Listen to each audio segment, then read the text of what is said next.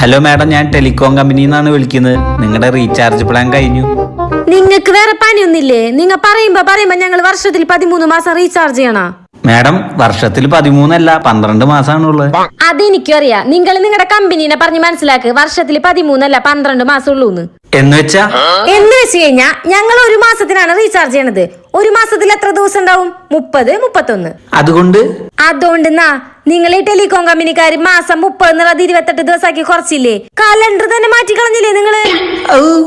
അത് കമ്പനി പോളിസിയാണ്. അതിൽ ഞങ്ങൾ എന്ത് ചെയ്യാനാ? കമ്പനി പോളിസി അല്ല, നിങ്ങൾ ഞങ്ങളുടെ പൈസ ഊറ്റണ പോളിസി ചെയ്യണത്. മനസ്സിലായില്ല. നിങ്ങളുടെ കമ്പനിയുടെ പ്ലാൻ പ്രകാരം ഒരു മാസം 28 ദിവസമാണ് ഉള്ളത്. അങ്ങനെയാണെങ്കിൽ ഒരു വർഷത്തിൽ എത്ര ദിവസം ഉണ്ട്?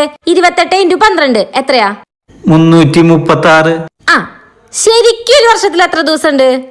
365. ആ, അപ്പൊ ഈ 365 336 കുറച്ച് എത്രയാ? അപ്പോ 29.